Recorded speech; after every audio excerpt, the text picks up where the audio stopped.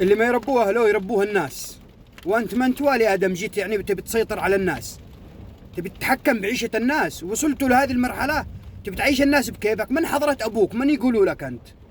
علي الحرام لولا الاحترام للمشاهدين إني حطيت اللي برجلي في فمك يا قليل الترباية.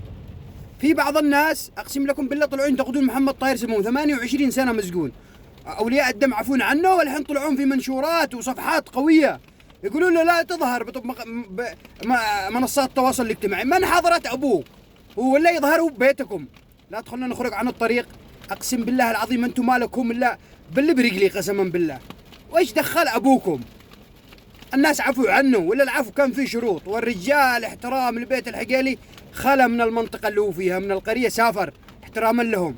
ما تبونه يطلع يا جماعة الخير؟ الرجال قد خذ أكثر من مؤبد، إذا كان المؤبد 25 سنة وهذا الرجال قد خذ 28 سنة راحت من عمره. ما هو كفاية؟ لذلك أنتم المنتقدين تعينوا خير، تعيشون مثل الخلق أنتم، ولا لكم دخل بفلان وفلان، ولا علي بالحرام لأن يقلبكم محتوى وباللي برجلي. خليكم رجال.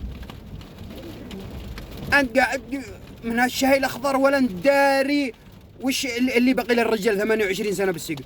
لو قال لا تظهر تكي مخزن، لا تظهر على أساس الناس عبيد عند أبوك. استحي على نفسك، خليك رجال. وإذا أهلك ما عرفوا يربوك احنا بنربيك يا قليل الترباية.